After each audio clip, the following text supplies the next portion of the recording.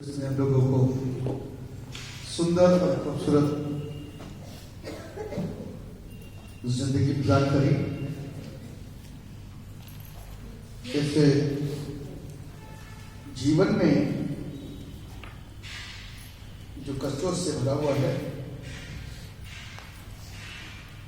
कभी खुशी है तो कभी गम।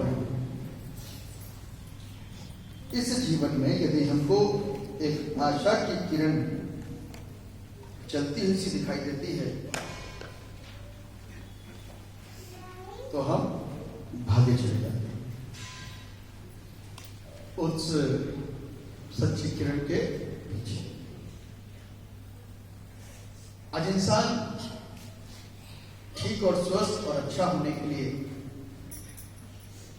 जहां भी उसको कहा बताया जाता है जाता है,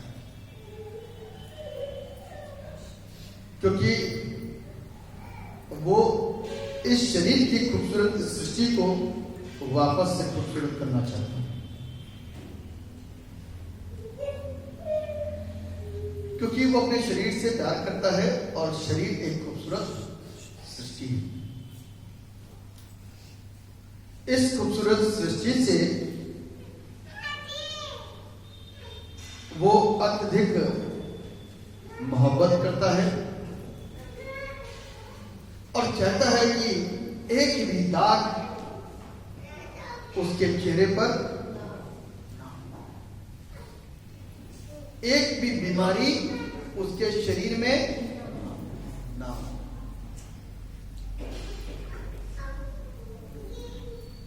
एक भी पाप उसके जीवन में ऐसा सोचता है कभी? बोल तो दिया ना हो, बड़ी जल्दी बोला आपने ना हो। हमने बीमारी के लिए पैसा खर्चा करा, आपने शरीर के दाग को मिटाने के लिए पैसा खर्चा करा, पाप को मिटाने के लिए क्या खर्चा करा?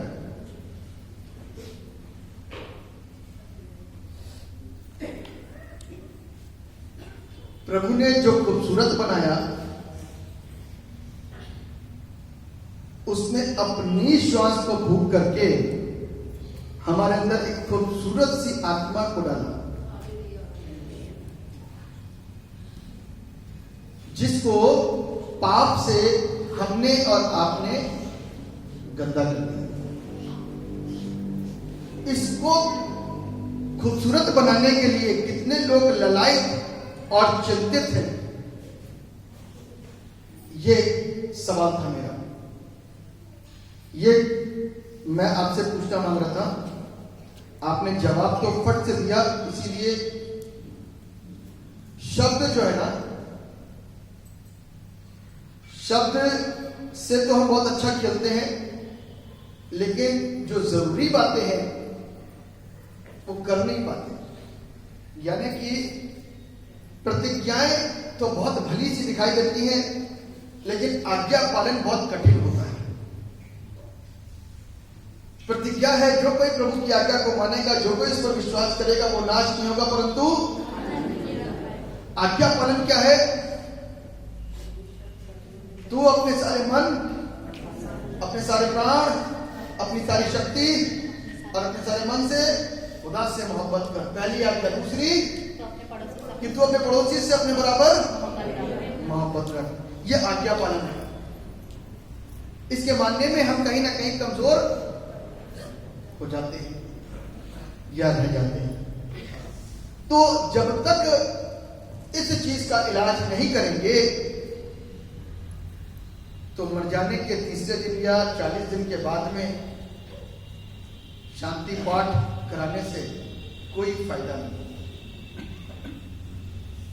है ना। मर जाने के तीसरे दिन और 40 दिन के बाद में शांति पाठ कराने से कोई फायदा होगा नहीं। कितने लोग जानते हैं इस बात को? हाँ, कम लोग जानते हैं, बहुत कम लोग जानते हैं। हमको और आपको इसके लिए सीखना है और इसके लिए समझना है। इससे पहले कि हम लोग आगे बढ़ें वचन में, मैं उन हिस्सों की पुनरावृत्ति करूंगा जो आरंभ में पढ़े गए थे। सबसे पहला हिस्सा जो पढ़ा गया था उसका दूसरा राजा उसका 5वां अध्याय उसके आरंभिक 14 पद। दूसरा हिस्सा जो पढ़ा गया था वो था मरकुस रचित सुसमाचार उसका पहला अध्याय और उसके 40 पद से लेकर के 45 पद तक। और तीसरा उत्तरवादी पाठ पढ़ा गया जो भजन संहिता 123। इससे संबंधित जो मुझको और आपको जानना बहुत जरूरी है कि ये जो सबक पढ़ा गया इसके अंदर एक विशेष जिक्र आया है। मालूम है, मरकुस का भी पढ़ा गया और राजा का भी पढ़ा गया। दूसरा राजा का एक जिक्र आया है कि विशेष उसके अंदर टॉपिक है। क्या है मालूम है? कोड़ के। Today we are celebrating Leprosy Sunday.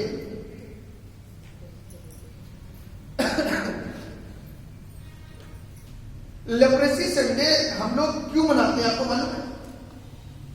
चलिए इससे पहले दुआ करते हैं, उसके बाद हम लोग इस पे मनन चिंतन करेंगे। दुआ करते हैं।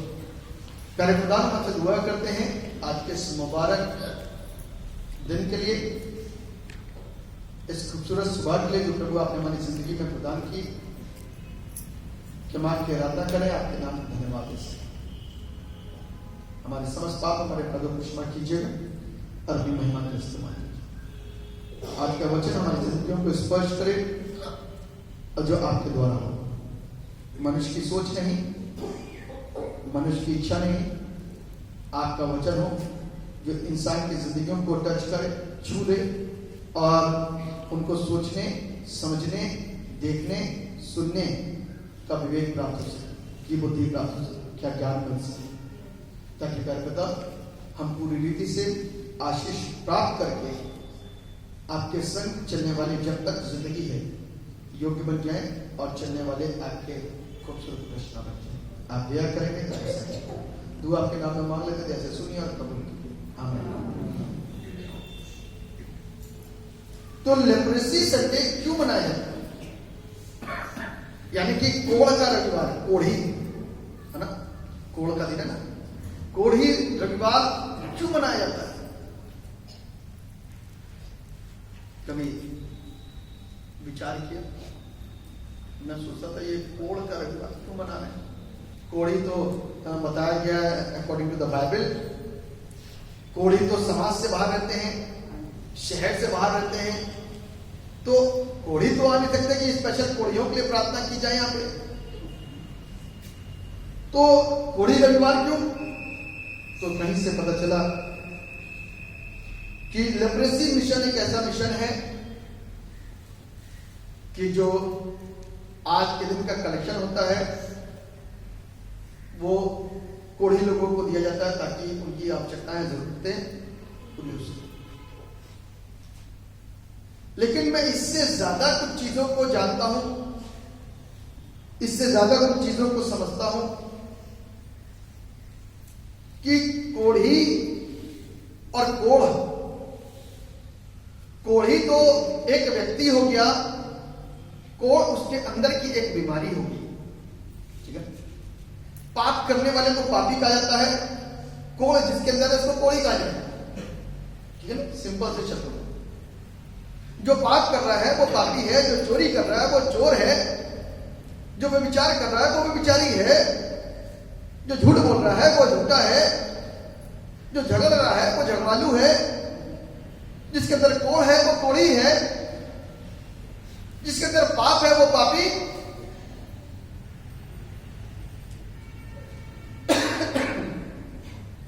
इसी का जिक्र यहां पर किया गया। मेरे साथ निकाल लीजिए, हम लोग एक एक करके आगे बढ़ेंगे और कुछ बातों का आपके साथ में शेयर करेंगे।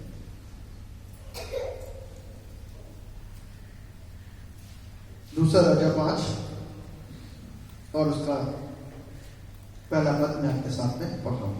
अराम के राजा का नामान नामक सेनापति अपने स्वामी की दृष्टि में बड़ा और प्रतिष्ठित पुरुष था, क्योंकि यहोवा ने उसके द्वारा आरामियों को विजय किया। किया था, वो शूरवीर था, परंतु कोढ़ी था। ठीक है ना?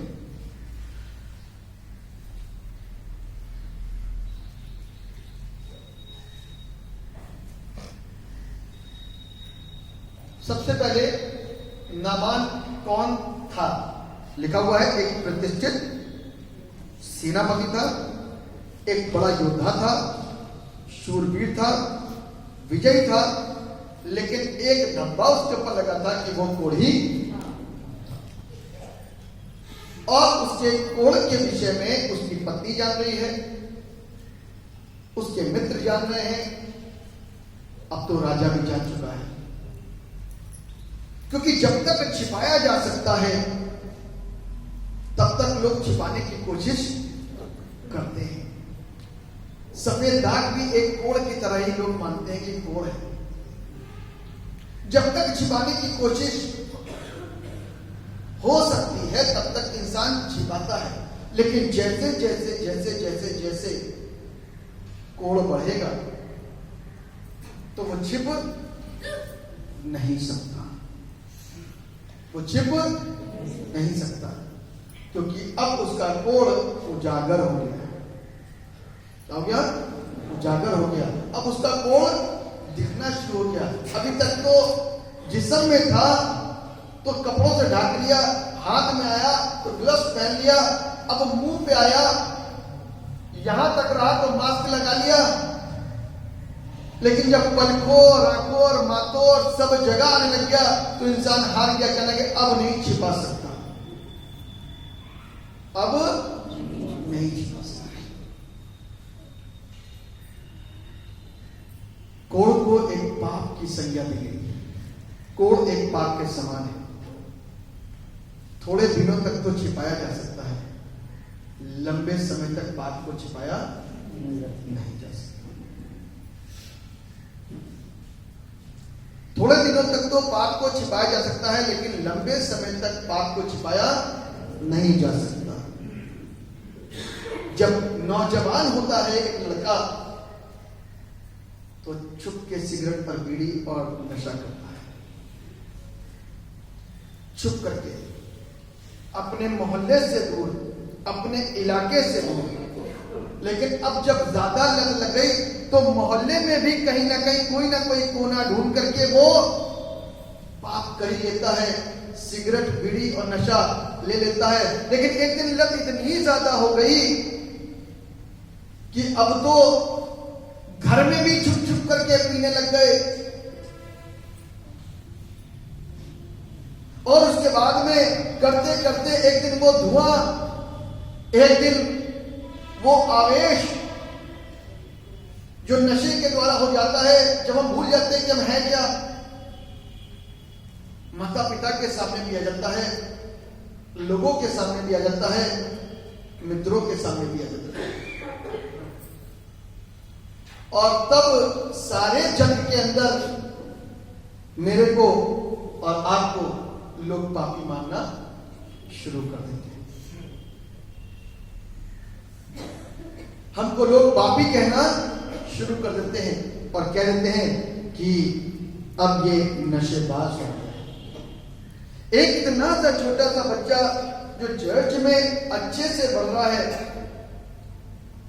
लोग कहते हैं कितना अच्छा है, कितना अच्छा है, और करते करते करते करते उसके अंदर नशे की आदतें, बुराइयां आनी शुरू हो जाती हैं। तो वही इंसान कैसा हो जाता है जिस कुम्हार ने इस रचना को बहुत खूबसूरत बनाया।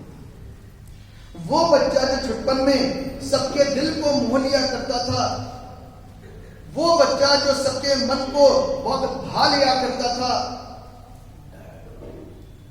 बगैर गोदी में उठाए कोई रुक नहीं सकता था, लेकिन आज सब उससे दूर रहना पसंद करते हैं। कारण पाप अब कोढ़ दिखने लग गया है,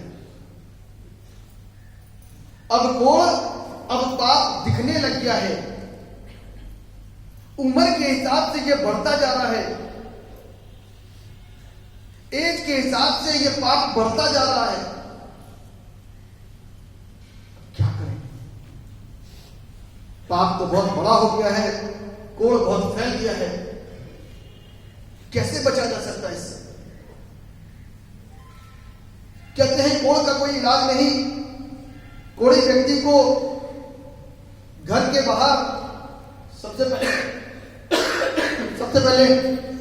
ज्यादा कोढ़ हो जाता है तो उसको घर से बाहर, मोहल्ले से बाहर, समाज से बाहर, शहर से बाहर एक दिन ऐसा हो जाता है कि वो दुनिया से भी बाहर चला जाता है। लेकिन लेके क्या जाता है? कोढ़ लेके क्या जाता है? कोढ़। और कोढ़ किसको दर्शाता है? पाप को। पाप किसको दर्शाती है? तो वो अपनी मृत्यु को अपने साथ में लेकर के चला जाता है। यदि किसी के पास में भी मौका और अवसर और समय है अपने आप को सुधारने का, कहीं से पता चल जाए कि मेरा कोढ़ कहीं ठीक हो सकता है, तो इंसान कोशिश करेगा, दौड़ेगा, भागेगा, प्रयास करेगा। और ऐसा ही ये व्यक्ति था जिसका नाम क्या था? नामान। नामान का अर्थ मालूम क्या होता है? खूबसूरत। नामान का अर्थ क्या है? लेकिन ये कोढ़ से क्या हो गया? यदि नामान के एक्चुअल अर्थ पे जाएंगे तो नामान के एक्चुअल अर्थ, नाम का अर्थ है खूबसूरत। लेकिन ये नामान कोढ़ी है, बदसूरत हो रहा है, चेहरे पे दाग आ रहे हैं। ये जो इंसान है ये है कैसा? खूबसूरत। लेकिन ये क्या होता जा रहा है? बदसूरत। इसके आत्मा पर दाग आते जा रहे हैं। क्या हो रहा है? आत्मा पर दाग आते जा रहे हैं। एक कोढ़ी का कोढ़ दिखाई देना शुरू हो गया है, एक पापी का पाप झलकना शुरू हो गया है। एक कोढ़ी का कोढ़ शरीर पर छाप मार रहा है, एक पापी का पाप आत्मा पर छाप मार रहा है। कोढ़ी भी मृत्यु को लेकर के जा रहा है और पापी भी मौत की तरफ भगा चला जा रहा है। How can we save?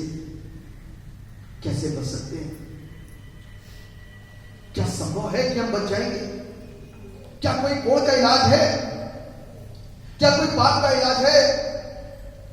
क्योंकि ये एक ऐसी चीज है, बाइबल बताती है कि पाप करने को जी करता है। यिर्मयाह 17:9 के अंदर लिखा है, मन तो सब चीज में सबसे ज्यादा चंचल है, इसमें असाध्य रोग लगा है। इस चंचल मन को कोई कैसे कंट्रोल कर सकता है?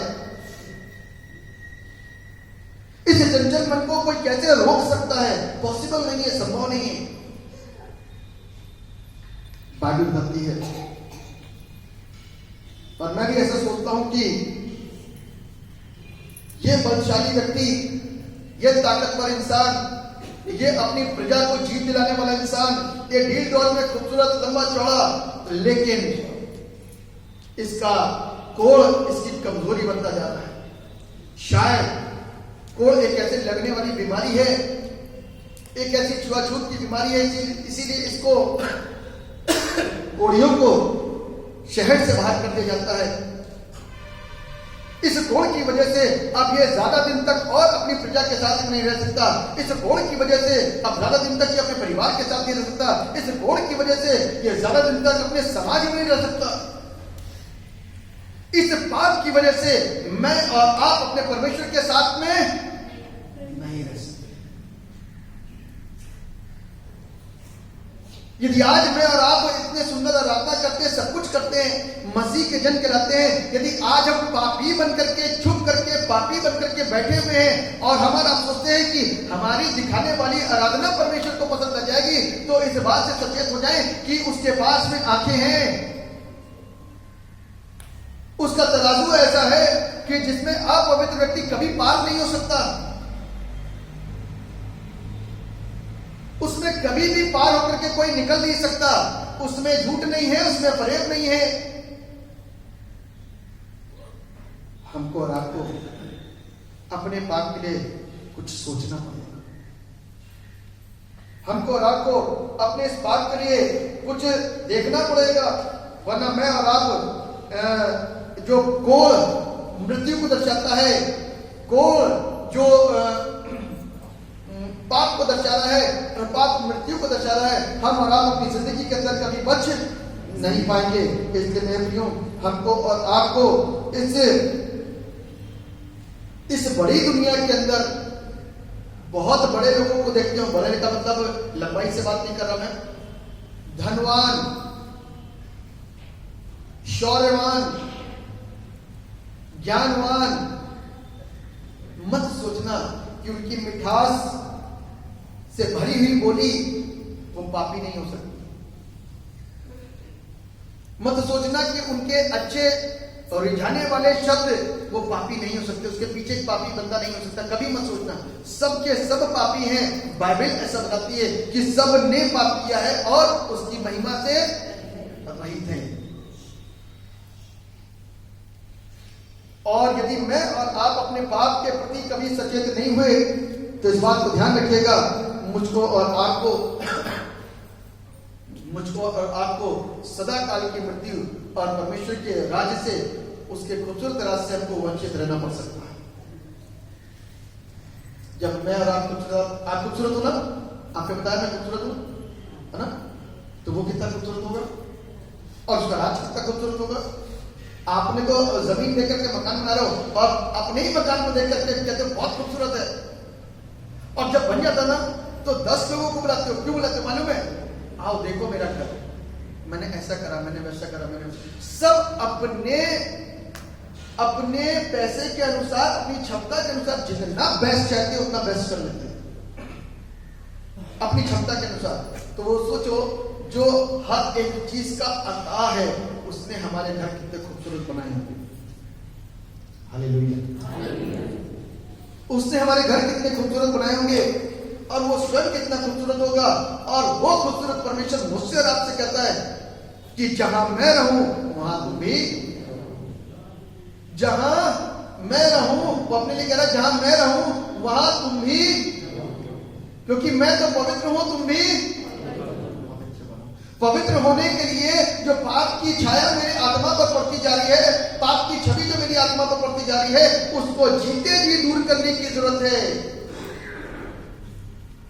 ये वचन जो है ना, ये हमको स्पर्श करता है, ये वचन हमको छूता है, ये वचन हमको मजबूर कर देता है कि हम अपने गुनाहों से तौबा करके उस एकमात्र परमेश्वर के पीछे, उसके बताए हुए मार्ग पर चले। कुछ पॉइंट आपके साथ में शेयर करूंगा। सबसे पहला पॉइंट है, छुटकारा प्राप्त करने का पहला कदम नामान कोढ़ी ने उठाया। सबसे पहली चीज कि इस कोढ़ी ने अपने आप को कोढ़ी मान लिया। यदि किसी को कोई दाग हो और आपको कह दी कोढ़ है, आप कोढ़ी हो, तो सबसे पहले क्या करना है? नहीं, कोढ़ने तो ऐसे हो, ये तो सब ठीक हो जाए, ये तो ऐसे हो जाता है, कई लोगों को हो जाता है। अपने पाप को मानना बहुत जरूरी है। अपने इंसान अपने पाप को मानता नहीं है। कोढ़ी ने अपने कोढ़ को मान लिया कि हाँ, आई एम लेप्रेसी, मैं कोढ़ी हूं। मान लो सबसे पहले कि मैं कोढ़ी हूं। यदि है हमारे अंदर कोढ़, यदि है हमारे अंदर बुराई, यदि है हमारे अंदर कोई पाप, यदि है हमारे अंदर नशे की आदत, यदि है हमारे अंदर गाली देने की आदत, यदि है हमारे अंदर बुराई करने की आदत, यदि है हमारे अंदर तरह तरह की बुरी आदतें, मान लो यदि यीशु मसीह के पास में है और उद्धार चाहिए, तो सबसे पहले ऑफर के अंदर अपने आप को हमको मान लेने की जरूरत है कि वी आर सिनर, हम पापी हैं। इसने सबसे पहले माना कि हाँ, मैं कोढ़ी हूं। पहले तो कोढ़ी मानो अपने आप को, उसके बाद में इलाज की सोचना। जब तक हम अपने आप को कोढ़ी मानेंगे नहीं तो इलाज किस चीज का होगा? पहले हम अपने आप को पापी मानेंगे नहीं तो हम किस तरीके से किसके पास जाएंगे कि कौन हमको आजाद करेगा, कौन हमको छुटकारा देगा? तो सबसे पहली बात कि आज की तारीख में पाप मानने को कोई लोग तैयार नहीं है। नामान ने अपनी गलती को और अपने कोढ़ को मान लिया कि हाँ, मैं कोढ़ी हूं। सारी दुनिया के बीच में, अपने परिवार वालों के सामने, अपनी प्रजा के सामने, अपने राजा के सामने कह दिया कि मैं कोढ़ी हूं। सबकी नजरें उस वक्त में उसके ऊपर कैसी हो रही होगी कि हाँ, ये कोढ़ी है, लेकिन राजा की वजह से कोई नहीं बोल सकता था। राजा की वजह से कोई इसको कोढ़ी नहीं बोल रहा, लेकिन अब कोढ़ी ने खुद कह दिया कि मैं कोढ़ी हूं। एक पापी खुद बोले कि मैं पापी हूं। दाऊद ने अपने आप को छिपाया नहीं, बताया मैं पापी हूं, प्रभु मैं पापी हूं, मुझे पाप से छुटकारा दीजिए। यहां तो सिर्फ आप शरीर के छुटकारे के लिए बैठे हुए, पाप से छुटकारे के लिए कोई नहीं बैठा, आत्मा से छुटकारे के लिए कोई नहीं बैठा, आत्मा की चंगाई के लिए कोई नहीं बैठा, सिर्फ शरीर की चंगाई के लिए बैठा हो। 70% सिर्फ शरीर की चंगाई के लिए यहां पर। मेरे साथ ऐसा हो जाए, मेरे साथ ऐसा हो जाए, मेरे साथ ऐसा हो जाए, चाहे मरने के बाद मेरी आत्मा नरक को चली जाए। और नरक का जीवन इतना बड़ा है, इतना बड़ा है, इतना बड़ा है, इतना बड़ा है कि उसकी मृत्यु है ही। अब जिस व्यक्ति की मृत्यु ना हो, सोचो कि क्या होगा। बाइबल में सबसे बड़ी आयु कितनी है मालूम है? 969। किसकी? मथुशेलह की। 969 वर्ष मथुशेलह की। अब सोचो कि किसी को 100 तो लगते नहीं है, यहां 900 लगे हुए हैं, 1000 आने वाला है। 100 पे तो एक दशक निकलता है, वहां तो कितने दशक निकल रहे होंगे। और जिस मृत्यु और अनंत मृत्यु की मैं बात कर रहा हूं, जाने कितने 900 निकल जाएंगे, लेकिन मरने का नहीं इंसान, आत्मा मरेगी नहीं। और जो कुछ भी है वो आत्मा को पता चल रहा है। आपके सुई चुभाए तो एहसास किसको होगा? शरीर में सुई चुभाई जाए तो किसको एहसास होगा? पता किसको चलेगा? मरने के बाद सुई चुभाओ तो क्यों? आत्मा नहीं। कभी रियलाइज किया आपने इस बात कि आत्मा है तो सारे एहसास हो रहे हैं, आत्मा नहीं है तो एहसास खत्म है।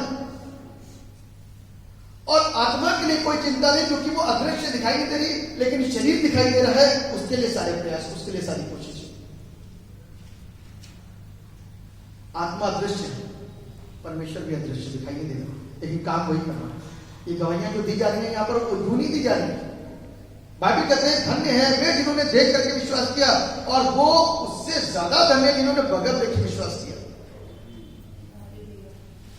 हमारा बगैर देखे विश्वास करके यहाँ पे खड़े होकर गवाहियां दे रहे हैं। हम और आपने इतनी मान्यताओं को त्यागा, छोड़ा, सारी चीजों को त्याग करके आज सच्चाई के सामने खड़े हो गए हैं। ये बगैर देखे विश्वास। कैसा विश्वास है? बगैर देखे। तो दाऊद ने तो अपने पाप को मान लिया। क्या हम और आप अपने पाप को मानने के लिए तैयार हैं? यदि तैयार है तो बहुत अच्छी बात है। परमेश्वर ने आवाज दी, क्या तेरा भाई हाबिल कहां है? कहता क्या मैं अपने भाई का रखवाला हूं? कैन से पूछा परमेश्वर ने, तेरा भाई हाबिल कहां है? कहता क्या मैं अपने भाई का रखवाला हूं? एक जन अपने पाप को छिपा करके बैठा हुआ है, एक जन अपने पाप को माने हुए में निकाल लीजिए। पद पढ़ लीजिए जिस चीज को मिल जाए। नीति वचन की पुस्तक उसका 28 और उसका 13वां पद। नीति वचन की पुस्तक उसका 28वां अध्याय और उसका 13वां पद। जो अपने अपराध छिपा रखता है उसका कार्य सफल नहीं होता। उसका कार्य सफल बस कोढ़ी अपने कोढ़ को जब तक छिपा करके रखता है तब तक कुछ नहीं होगा, उसका कोढ़ बढ़ेगा। एक पापी जब अपने पाप को छिपा करके रखता है, मानता नहीं है, उसका पाप बढ़ेगा। आगे चलिए बेटा पढ़ो। परंतु हाँ? जो उनको मान लेता हाँ? और छोड़ भी देता है, हाँ? उस पर दया की जाएगी। जो मान लेता है और छोड़ देता है उस पर दया। देखो जी, ये विशेष काम है, मालूम क्या? दया। बाइबल की बातों के ऊपर यदि गौर फरमाएंगे तो समझ में आएगा। जो पापों को मान लेता उस पर दया की जाएगी, जो नहीं मानता उस पर दया नहीं की जाएगी, जो मान लेता उस पर दया। ये ऐसी बाइबल है। रोमियो 3:10 को पढ़िए जरा, क्या लिखा हुआ है? तो रोमियो उसका 3रा अध्याय उसका 10वां पद एक जन खोल के रखिएगा। रोमियो 3:23 एक जन निकाल के रखिएगा। रोमियो 6:23 जैसा लिखा है, हाँ? कोई धर्मी नहीं, कोई धर्मी नहीं, एक भी नहीं, एक भी नहीं, कोई भी धर्मी नहीं, एक भी नहीं। 23वां पद क्या कहता है? इसलिए कि सबने पाप किया है, सबने पाप किया है और परमेश्वर की महिमा से रहित है। बस इसलिए सबने पाप किया है और परमेश्वर की महिमा से क्या है? वो रहित है। पापी है इसलिए एक भी धर्मी नहीं है। 3:10 में है पापी है, सबने पाप किया है, इसलिए एक भी धर्मी नहीं है। और 6 अध्याय के 23वें पद में क्या लिखा है? क्योंकि पाप की मजदूरी तो मृत्यु है, क्योंकि पाप की मजदूरी तो मृत्यु है, परंतु परमेश्वर का वरदान तो- हमारे प्रभु मसीह यीशु में अनंत जीवन है। परमेश्वर का वरदान हमारे प्रभु यीशु मसीह में क्या है? अनंत जीवन। एक बार पाप मान लो तो अनंत जीवन मुझको और आपको मिल जाएगा। हम लोग सिर्फ इस जीवन की बातचीत नहीं करते, उस जीवन की बातचीत करते हैं जो इसके बाद है और बहुत खूबसूरत है, जो दिख नहीं रहा। हमारी आंखें अभी तक वहां नहीं खुल पाई हैं, हमारे कान उसके लिए अभी तक तैयार नहीं हुए सुनने के लिए, हमारी बुद्धि अभी तक उस तरीके से समझने के लिए खुली नहीं है। हमको और आपको अपने आप को ऐसा बनाना है ताकि मैं और आप किसी भी रीति से बच सकें। धन्य वह है, भजन संहिता 31 में लिखा हुआ, धन्य है वे जिसका अपराध क्षमा किया गया और जिसका पाप ढांप दिया गया। ये कब हुआ? जब मैंने और आपने अपने पाप को मान लिया। छुटकारे का पहला कदम पाप मान लेना कि हम पापी हैं, हम गुनहगार हैं। दूसरा पॉइंट आपके साथ में शेयर करूंगा।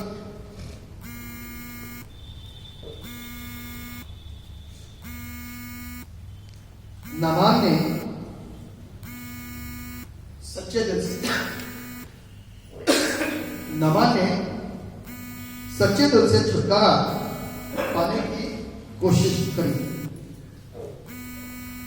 एक सबसे मुख्य बात यह है कि हम और आप अपनी आत्मिक उन्नति के लिए फिक्रमंद हैं या नहीं। कौन अपनी आत्मा के लिए फिक्रमंद है और कौन नहीं? आप और हम अपने शरीर के लिए फिक्रमंद होते ना, तभी तो इलाज करते हैं। यदि फिक्र ना हो तो क्यों इलाज करेंगे?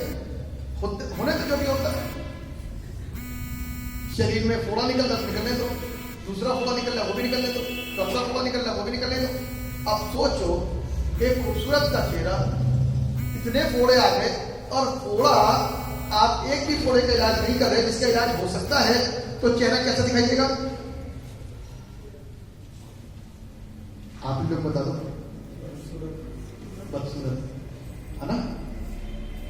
और उस बदसूरत चेहरे के पास में अब बात होती है शादी करने की, तो कौन शादी करेगा? अरे खामोशी कैसे छा गई? करेगा कि नहीं करेगा? आप लोगों को जवाब नहीं आता। करेगा। बदसूरत के साथ शादी करेगा, ठीक है ना? लेकिन खूबसूरत कभी भी बदसूरत के साथ में शादी पाप के साथ में मिल सकता है, लेकिन पाप धर्मी के साथ कभी नहीं मिल सकता।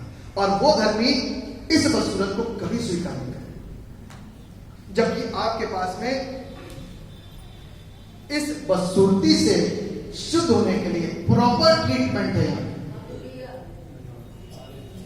फुल ट्रीटमेंट है। यदि आप और हम अपने आप को सही तरीके से शुद्ध करना चाहते हैं, सही करना चाहते हैं, प्रॉपर ट्रीटमेंट है। यदि इससे हम अपने आप को शुद्ध नहीं कर रहे हैं, तब वो मुझको और आपको कभी भी स्वीकार नहीं करेगा। जब तक ये ट्रीटमेंट नहीं था, तब तक तो कोई बात नहीं, वो क्षमा कर देगा। लेकिन जिस समय से उसने मुझको और आपको ये ज्ञान दे दिया, बुद्धि दे दी, अनुग्रह कर दिया और अपनी मृत्यु को मेरे और आपके लिए पूरी रीति से दे दिया, ताकि मुझको और आपको विश्वास करने के द्वारा जीवन मिले। एक ऐसा ईश्वर जो मुझसे कभी नहीं कहता है 50 बार नहाओ तब तुमको शुद्ध करूंगा। एक ऐसा ईश्वर जो कभी नहीं कहता है कि इतनी पैदल यात्रा करके आओ तो तुमको जीवन मिलेगा।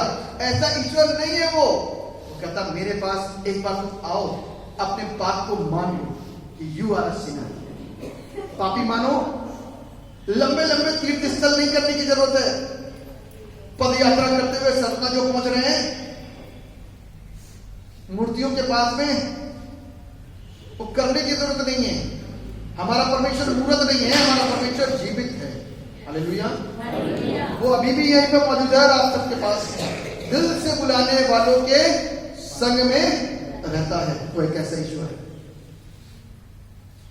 तो इस बात को ध्यान रखिए कि पापी को पापी के साथ में मजा आता है। एक बीड़ी पीने वाला इंसान, एक नशा करने वाला इंसान किसी भी शहर चला जाए, कोई ना कोई उसके मतलब का इंसान उसको जरूर मिल जाएगा और वो उसके साथ में मिल करके जरूर से अपने मतलब की दुकान ढूंढ लेगा और वहां जाकर के वो पूरा आनंदित होकर के आपके साथ में फिर आ जाएगा। बदसूरत का विवाह बदसूरत के साथ, बदसूरत की संगति बदसूरत के साथ। ध्यान रखिएगा, हमको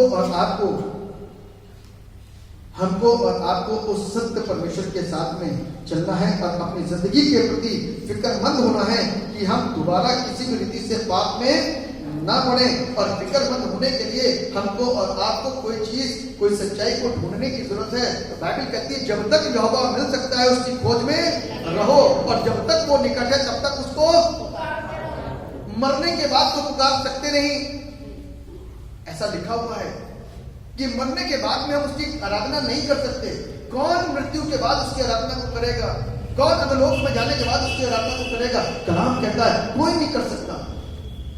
जीते जी जब आराधना नहीं करी तो मरने के बाद में वो धनवान व्यक्ति के समान क्यों बन रहे हो? उदाहरण दे रखा है वही बाइबल के अंदर कि मेरी और आपकी आंखें खुल जाएं। जीते जी हमको अपनी आराधना को करना है ताकि हम उसके राज के वारिस हो सकें। तीसरा पॉइंट आपके साथ में शेयर करूंगा।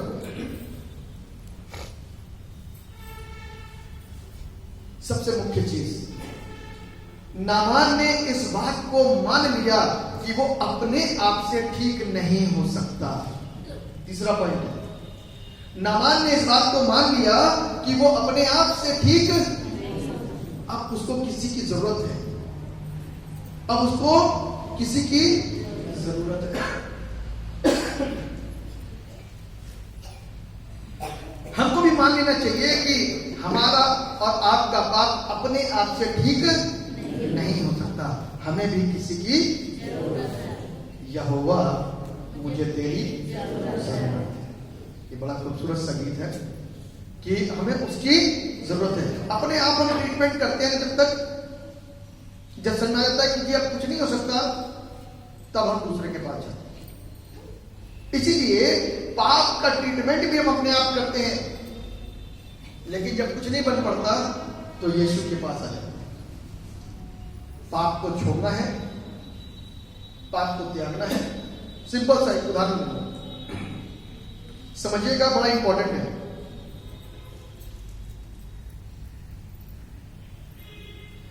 एक बंदा पापी है।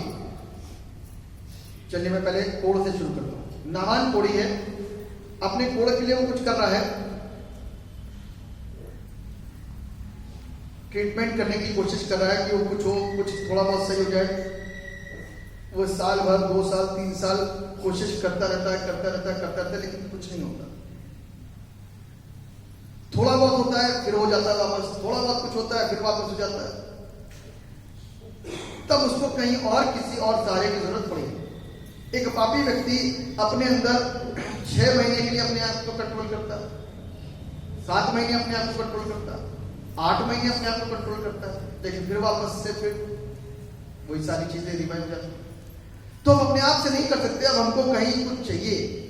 तब सिर्फ एक चीज है, ये प्रभु का कलाम जो हमको छूता है और हमको बदलता है। और कोई ट्रीटमेंट नहीं, एक पापी के लिए और कोई ट्रीटमेंट है ही नहीं। एक मृत जैसे व्यक्ति के लिए कोई ट्रीटमेंट नहीं है। नशाखोर भी इसी को सुन करके नशा छोड़ेगा, व्यभिचारी भी इसी को सुन करके व्यभिचार छोड़ेगा, एक चोरी करने वाला इसी को सुन करके चोरी करना छोड़ेगा। हर एक चीज सिर्फ वचन के द्वारा ही छूट सकती है। एक पापी सिर्फ वचन के द्वारा ही बच सकता है। दुनिया की कोई ताकत इसको सुधार नहीं सकती, बचा सकती, क्योंकि पापी सब पापी हैं। और बाइबल कहती है कि अनुग्रह सिर्फ वही करता है, पाप को मानो और मान करके अपने पाप को त्यागो और उस परमेश्वर का मुझ पर अनुग्रह कर। आमीन। और जब वो मुझ पर अनुग्रह करेगा, मुझ पर दया करेगा, तो मैं और आप पाप से मुक्त हो जाएंगे, लेकिन सदा के लिए पाप को छोड़ना बहुत जरूरी है। यदि मैंने और आपने पाप छोड़ दिया तो ध्यान रखिएगा कि जिंदगी खूबसूरत बन जाएगी। जिंदगी खूबसूरत बन, बहुत सारे लोग यहाँ पे कहते हैं हम तो बच गए, इतने काम करते थे धोखे में, इतने पाप करते थे धोखे में, इतने चढ़ावे चढ़ाते थे धोखे में, क्योंकि ज्ञान नहीं था। और बाइबल इस बात को कहती है, होशे नबी की पुस्तक 4 और 6 में लिखा है, ज्ञान न होने की वजह से मेरी प्रजा नाश हो गई। अज्ञानता भी तो हम नाश होते हैं। ज्ञानी मनुष्य कभी क्या अपने आप उतर कर लगवा लेगा? छोटा बच्चा ज्ञानी होता है और बोर्ड में अपनी उंगली देता है क्योंकि वह ज्ञानी है, लेकिन एक बार झटका लगता है तो दोबारा जाने से, एक बार को सोचता है, उंगली लगाने से एक बार को सोचता है, क्योंकि करंट लगते ही कान, आंख, दिमाग सब काम कर जाता है ना, दोबारा नहीं जाता। इसीलिए बाइबल कहती है वो खोए हुए को ढूंढने के लिए आया, वो मुझको और आपको ढूंढने के लिए आया। हम मैं और आप उसके पास चले ताकि मैं और आप अपने गुनाह से बच सकें। चौथा पॉइंट, नामान पछताया, तौबा की और मन फिराया। ठीक है ना, नामान क्या हुआ? नामान पछताया, तौबा की और मन फिराया। बाइबल कहती है कि नामान के घर में एक लड़की थी जो काम करती है ना, छोटी लड़की। नामान इतना बड़ा सेनापति, पावरफुल बंदा, मतलब कि मैं सोचता हूं कि अपने घर के अंदर उसकी बहुत चलती होगी। अब लड़की की हिम्मत नहीं पड़ती, लेकिन लड़की क्या बोलती है मालूम है? पढ़िए जरा इसके दूसरे पद को, दूसरा राजा 5:2। अरामी लोग दल बांधकर इजराइल के देश में जाकर वहां से एक छोटी लड़की बंदी बनाकर ले आए थे। हाँ। और वह नामान की पत्नी की सेवा करती थी। हाँ। उसने अपनी स्वामी से कहा, यदि मेरा स्वामी शोम्रोन के भविष्यद्वक्ता के पास होता तो क्या ही अच्छा होता, क्योंकि वह उसको कोढ़ से चंगा कर देता। हालेलुया। मैंने किस तरीके से हालेलुया बोला मुझे मालूम है, और आपने मुझे सुन के बोला चला ये आपको मालूम हुआ, लेकिन मैं इस लड़की के फेथ के लेवल को देख रहा हूं। मैं इस जगह पर इस छोटी लड़की के फेथ के लेवल को देख रहा हूं, इसका स्तर क्या है। बात किससे कर रही है? राजा का दाहिने हाथ से। किससे?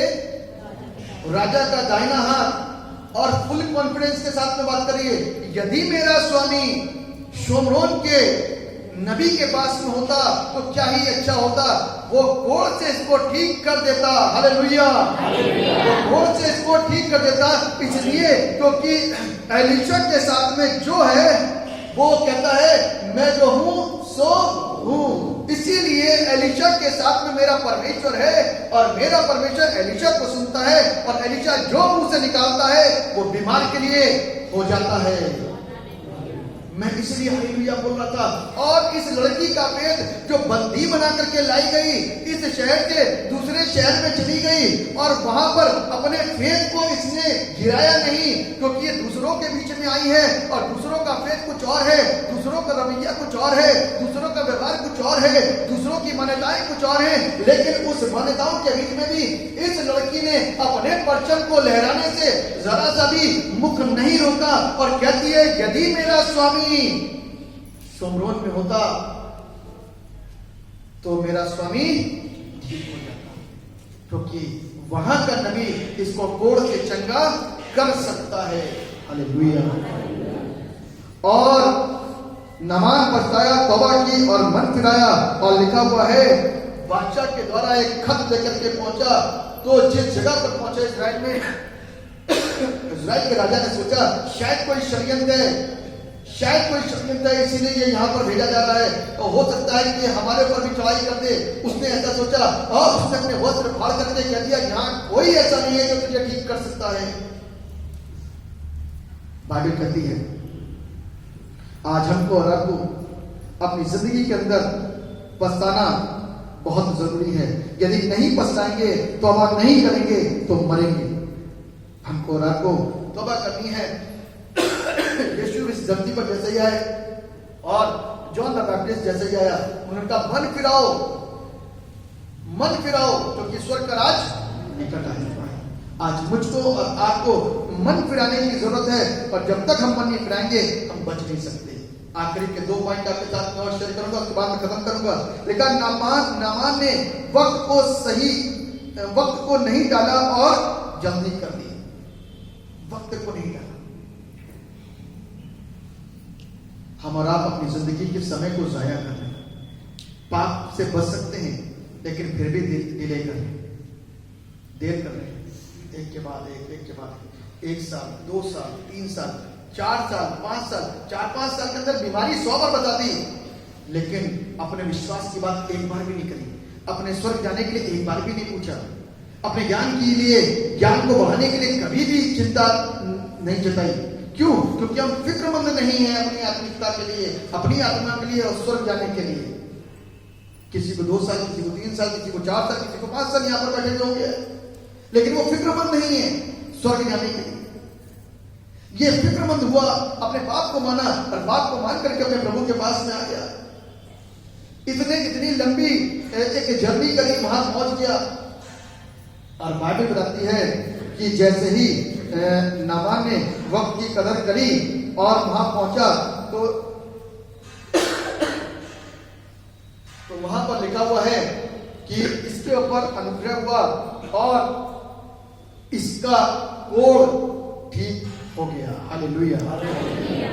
बाइबल कहती है कि जब एलीशा को यह बात पता चली कि राजा ने अपना बागा फाड़ दिया है और वो इस बात को कह रहा है कि यहां कोई ऐसा नहीं है जो ठीक कर सके, तब एलीशा ने संदेशा करवाया कि उसको यहां भेज दे। तब वो जानने पाएगा कि इस्राएल का परमेश्वर कितना महान है। तब वो जानने पाएगा कि इस्राएल का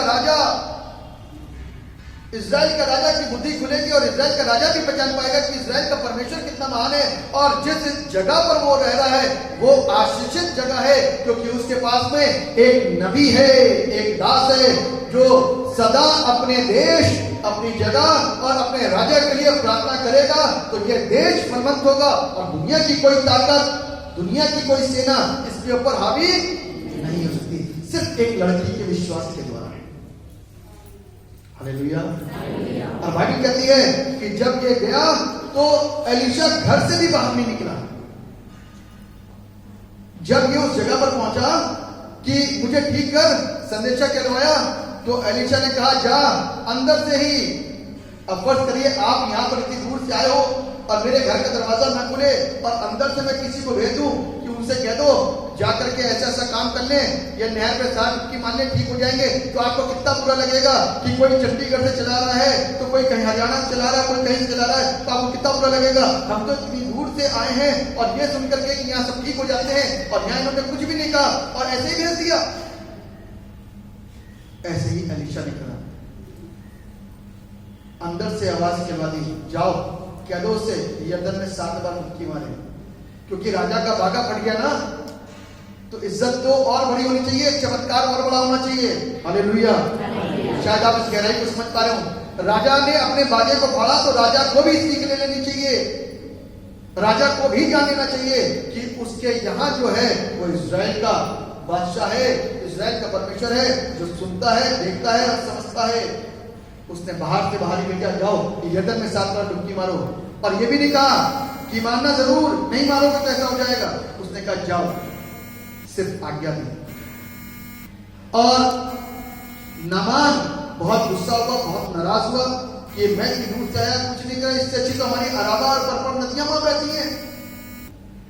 तब राजा के एक दास ने उससे चुपचाप से हिम्मत जुटाई और कहा, यदि तुझसे कोई वो भारी काम करता तो क्या तू ना करता? 7 बार डुबकी मार लेना, क्या है? तो उसने आज्ञा मान ली, आज्ञा मानी और पहली डुबकी लगाई, कोड़ी का कोड़ी रहा। दूसरी डुबकी लगाई, कोड़ी का कोड़ी रहा। तीसरी और चौथी डुबकी लगाई, कोड़ी का कोड़ी रहा। 5वीं और 6वीं डुबकी लगाई तो कोड़ी का कोड़ी रहा। और सारे उसके सेनापति, अगल बगल की जितनी प्रजा उसके साथ में आई थी, घोड़सवार जितने भी थे, सब देख रहे थे, कोड़ी का कोड़ी रहा। अब कुछ नहीं बचा। 7वीं डुबकी जैसे ही लगाई, बाइबल बताती है। लोग सोचते हैं अरे थोड़ा सा तो कोण हटता तो दिखाई देता पहले दूसरे तीसरे में, तो जितना विश्वास होता है कि हाँ हट जाएगा, यहाँ तो इनसे भर भी फर्क नहीं पड़ा। जैसे ही सातवीं डुबकी लगा करके बाहर निकल के आया, बाइबल बताती है कि एक बालक के समान उसका शरीर उज्जवल हो गया। हालेलुया। कैसे हुआ? यीशु के द्वारा, परमेश्वर के द्वारा, उस लड़की के विश्वास के द्वारा। सिर्फ एक बंदा विश्वासी नहीं बन जाएगा तो पूरे के पूरे गांव को और पूरे के पूरे शहर को बदल सकता है, सिर्फ विश्वास करने के द्वारा। हालेलुया। हमको और आपको परमेश्वर की आज्ञा का पूरा पालन करना है। यदि 6 मानने के बाद वो रुक जाता कि नहीं साथी नहीं मानूंगा, कुछ नहीं हो रहा है, तो शायद उसकी सेवा अधूरी रह जाती और वो अपने चंगाई को और डिले कर देता। हो सकता 2 साल तक फिर वापस आता, तो तब तक 2 साल तो डिले हो जाते ना। वो उसी समय आकर के उसने अपनी चंगाई को प्राप्त कर लिया। अंतिम पॉइंट, नामान ने एलीशा की बात का यकीन किया और अद्भुत रीति से उसको जीवन मिला।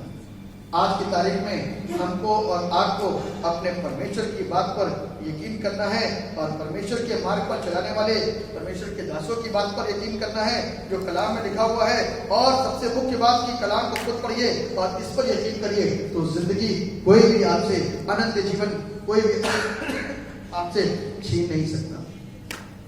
तो ये 6 पॉइंट मैंने आपके साथ में रखे और मैं विश्वास करता हूं कि आपको और हमको उस परमेश्वर की बात को सुनना बहुत जरूरी है। जो हम सुनेंगे तो पाप से बच सकते हैं, यदि नहीं सुनेंगे तो पापी बने रहेंगे। इसलिए शरीर की चिंता कम, आत्मा की चिंता ज्यादा, क्योंकि जब प्रभु स्पष्ट करता है तो शरीर और आत्मा दोनों को चलते हैं। तो इसलिए उस परमेश्वर के पास में ईमानदारी के साथ में पूरे विश्वास का कि हाँ जो उसने कहा होगा। यदि उस समय नहीं हो रहा है तो परमेश्वर की योजना आपके लिए उससे ज्यादा बड़ी है। आप छोटा सोचते हो, वो बड़ा सोचते हो, ठीक है ना। आप लिमिटेड सोच लेकर के चलते हो, वो बड़ी सोच लेकर चलता है। आप 50 गज लेकर चलते हो, वो 100 गज सोचता है। Hallelujah, hallelujah. आपने 50 गज सोचा, उसने 100 गज दिया, वो आपसे बड़ा सोचता है। हालेलुया। आप सोचते हो मैं ठीक हो जाऊं, वो पूरा का पूरा खानदान ठीक कर सकता है। इसलिए उस परमेश्वर की बातों को सुने, उसकी आवाज को सुने, आशीषित बने। परमेश्वर सबको आशीष। आइए दुआ करें। पर खुदा ने आपको धन्यवाद देते हैं तमाम आशीषों और बरकतों के लिए आपने हम सबको आपको नाम की सब बरकत दीजिए। सुनने वालों के साथ आपको करुणा रखिए, सब आपके नाम के द्वारा आशीष पाएं और आपको धन्यवाद दीजिए। हमारे समस्त पाप, हमारे पदों को क्षमा कीजिए और हमको करके अपने जिंदगी के दिन गिनने के तौफीक दीजिए, ताकि हम जिंदगी के दिन गिने और हर दिन ऐसा जिए जैसे कि आज आखिरी का दिन है और आखिरी दिन समझ के अपने पाप को मान करके पाप को त्याग दें, ताकि हम कभी भी नरक के अनंत जीवन के लिए ना पहुंचे, परंतु सदा काल के स्वर्ग के अनंत जीवन को प्राप्त करें। आप दया करेंगे तो आज हमारी आंखें, हमारे कान, हमारी बुद्धि बदलेगी और हम आशीष पाएंगे। धन्यवाद प्रभु, आपने हमारी प्रार्थना यीशु मसीह के नाम से दुआ मांगी, ऐसे सुने और आमीन।